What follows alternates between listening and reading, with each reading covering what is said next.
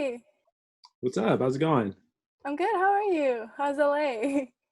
Oh, I'm so good right now. I mean, without quarantine, it would be better without quarantine. Yeah, of course. So first of all, I'm gonna channel my inner like Nardwar and ask you, who are you? Who am I? My name is Tai Verdes, aka, me, I guess. I don't know. I Yeah, mean, like, yeah, I just changed my name to Tai Verdes recently, so it's been good. It's been cool. that's cool. Yeah, and what do you do, Tai Verdes?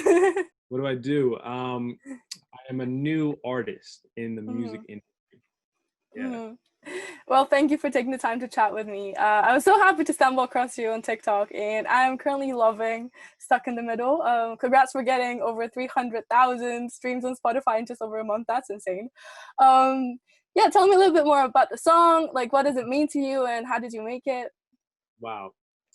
I have no idea how this happened. I knew it. No, no, no. I'm kidding. I'm kidding. But no, no. But it's been great. It's been great to be honest because I made this song because one of my biggest things about songwriting so far was just being honest about my experience. A lot of Mhm, people, I think, when they make music, they're like they try to talk about songs that they or try to make songs that they haven't experienced or they think that mhm. everyone's going to be you know like just everyone's gonna like.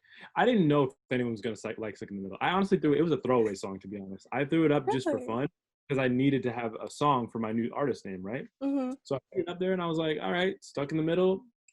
I made this song very fat, made it like wrote it in a night, and then I only took 2 studio sessions to figure it out. The beat maker, the guy who does the bass, he's a guy, actually a guy in France that I work with. I'm Oh, damn. currently in right now. Yeah, yeah. So he was the one with the genius with the fucking bass in the beginning. I just wrote the lyrics and the melody, but we worked together really well. Um, and I think a lot of people when they hear that first, like, "You're a player, aren't you?" Yeah. And I don't know hose. I think that everyone's just like, "Man, have I said that 3,000 times or 4,000?" Yeah, exactly. It's super relatable, yeah. And yeah, I mean, for everyone who hasn't heard it yet, and definitely will after the interview. But yeah, do you wanna Oh, it's talk a going little bit bigger. It's going about it? bigger than I could ever dream. It's going bigger. I think it's going bigger than anything. Yeah, honestly, maybe it's a new Old Town Road. We'll see. We'll see. I Oh, hope it is. okay. But yeah, it is very relatable, and of course, like for anyone who hasn't listened, like it's about being stuck in the middle between like friends with benefits and like the relationship and like friends and all that Oh, stuff. yeah, yeah. When I was younger, I was a friends with benefits master. Oh, really? That's why I wrote a great song. I think I played with a lot of hearts when I was. Yeah, Maybe I'm but too good. Who oh damn. But yeah, it's knows? like it's very relatable. Like, why do you think that is? It's reaching so many people.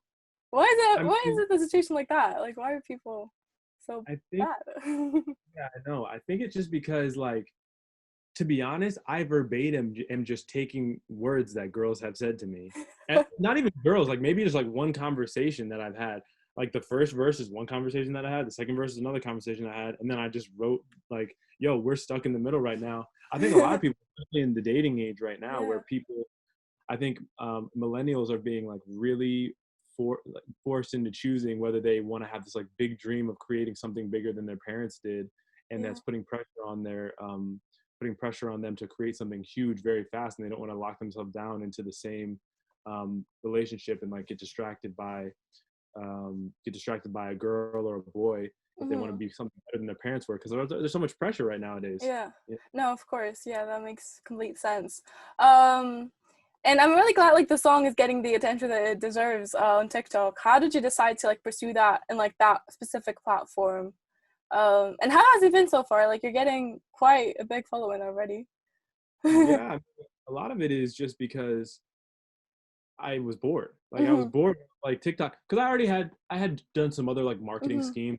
Before I had a thing where I was like paying people to listen to my music. Uh-huh. Like I don't think people understand how dedicated you have to be someone to be like, listen, I know you're not doing anything, but money talks. I know you're gonna listen Yeah. if you get $1, if you get $20. So listen to this, and if you like it, then you're gonna listen to it again without me paying you. Hmm. I wanted to invest in myself, and then once that it didn't really pan out the way I wanted it to, but it got me more attention. I think I went from like 3,000 followers to 6,000, and then once then that happened, recorded myself singing Stuck in the Middle, and that just went viral. Yeah, the TikTok Multiple algorithm. Yeah. Exactly. Because it wasn't just like me singing one song. I sang the chorus and it went viral. I sang the verse and then I sang another verse and went viral. And then the hook and then all of it, just the whole parts. And they were like, when is this coming out? Stop teasing it. Put it on SoundCloud, got like 10,000 views and 10,000 streams in like the first, I don't know, 2 days or something like that. And then I was like, oh, this might do some Spotify numbers. And then it really. Yeah, it's amazing. But yeah, you said about like previous songs and like you just changed your name. So tell me a little bit more about your background. Like my sources, aka Instagram, tell me that you've also been on like MTV and like done YouTube, played basketball, bits of modeling. You've done so much. How did all of that like lead into you pursuing music? It's because I don't want to work a regular fucking job. Yeah. like if I have the opportunity to do something that isn't work, like you guys think, like everyone who's watching, if you think you're lazy, that's how lazy I am, is that I don't want to work a regular job. I'll try everything in my power. I'll model, I'll act. Like music is the one thing that I actually had like a previous desire to do. So that's why it's like taking off right now, because I had a previous going. Like I had never modeled before, but I knew modeling was just standing there and trying to look hot. So I was like, Yeah. let me try it out. That seems pretty easy. Yeah. And then with YouTube, it was fun because I just like talked to people, or I like made funny content that I like enjoyed.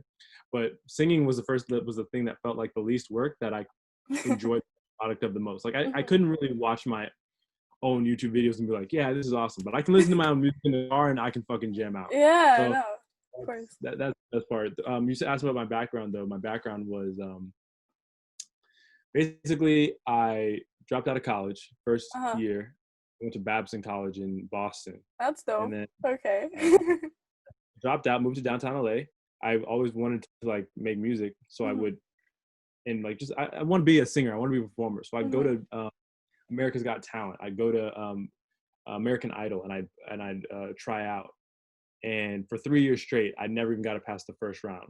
You know, I never even got to pass the first round of like, because the people that you see on TV, they get past like 8 rounds. But like I didn't even get past the first. People weren't even like, oh, you're good enough to someone else to see you. Right. So the last past year, I was just like, fuck that. I am not getting cut one more time. I spent an hour and a half every single day singing in my car. And once that happened, my music started to get a lot better. And then I put out Something to Cry About under Tyler Semicolon. And I realized that like this song is too good to be under this like pun of a name, because Tyler Semicolon is really a pun, because my name is Tyler Colon, you know? So I don't want it to be under a jokey ass name. So I changed my name, put out a song that I actually believed in. And I think that's just the universe telling you that you made the right decision, you know? Yeah, of course. That was actually going to be my next question. Like what prompted that change? My song was getting too good. My music was getting too much better than the other songs I was making. Because I was making, and not to like, you know, be confident. I'm like, some of the songs that I made under Tyler Semicolon, they were good, but I wasn't proud of them. I wouldn't want to listen to them right now. Yeah. And some other people can enjoy them and they can be like, oh man, this is a great song. But it like the numbers speak for themselves in terms of how they're doing. Like Something to Cry About is probably, I have it out for what, like 2 months, and it already has more streams than everything else on my page except for like one song. And then Stuck in the Middle is another example of like just things working out better because I have gotten better as an artist. I think that progression is a really good thing to track. Of course. Yeah, and I think that it's really cool for the people who hop on early and find out that like these people that are, you know, famous, they don't just come from nowhere. They have a beginning. And I'm not saying I'm gonna be famous, but like I'm gonna try my fucking best. You know? Of course. Yeah, no, obviously no one's like actually an overnight success. That's just the myth. And yeah, okay, I'm guessing you're still like figuring that out because you've been talking about it, but how would you describe like your sound, or like the sound that you want to have? I don't know where this quote is from, but like I just like make music that moves me. Like I really like R&B. I really like and I wouldn't even say like I super die for R&B or like I know every single R&B singer. I just like when I hear a sound that I think I want to like put my voice on, I'll do it. It could be a rap, it could be like it could be a pop song, it could be anything. I just want to make it.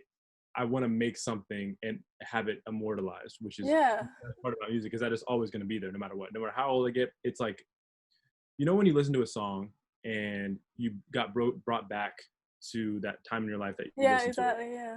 I'm It's a like that. huge music fan, and like I totally feel that. Yeah. Exactly.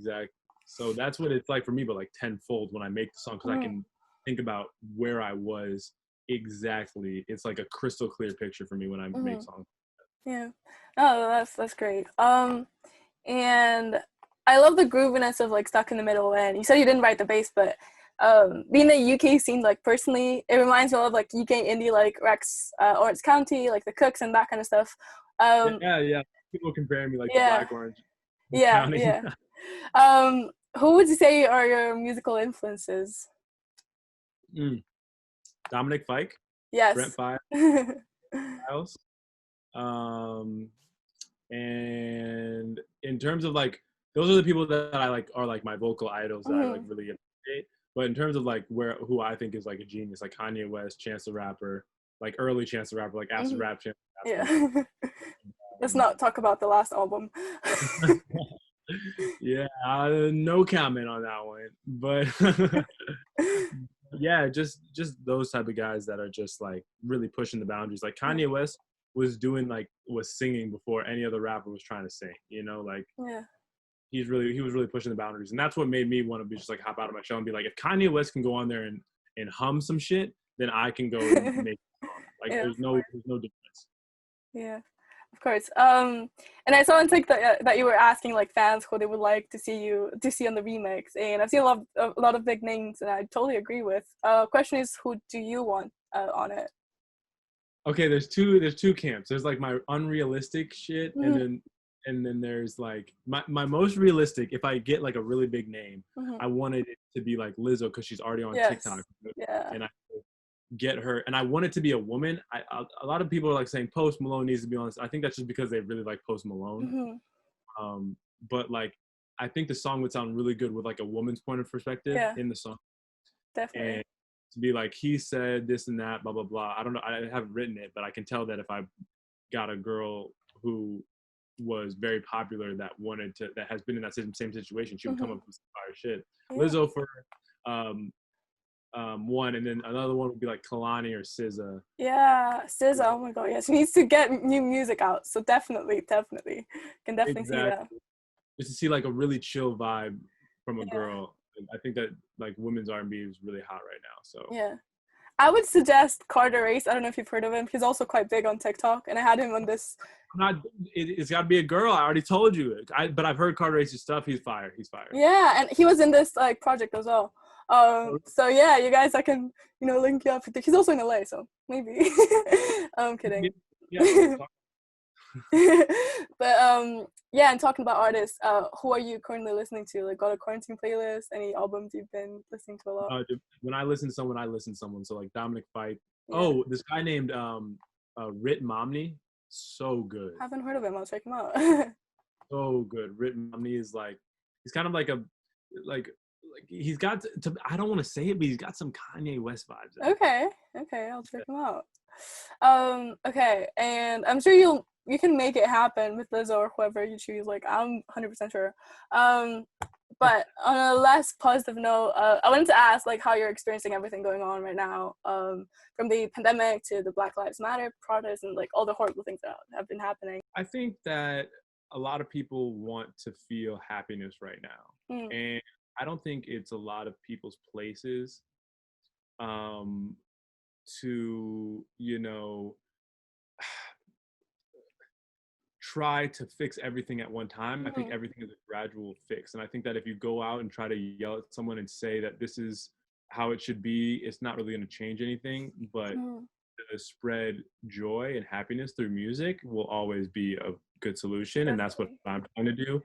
Um, and I just want people to I want to provide escapism for people. Mm-hmm. So by creating happiness in a world that they escape in, they'll bring that back to their own reality. Yeah. I don't think that I think that art is like a really good way to help fix things. Yeah, definitely agree with that.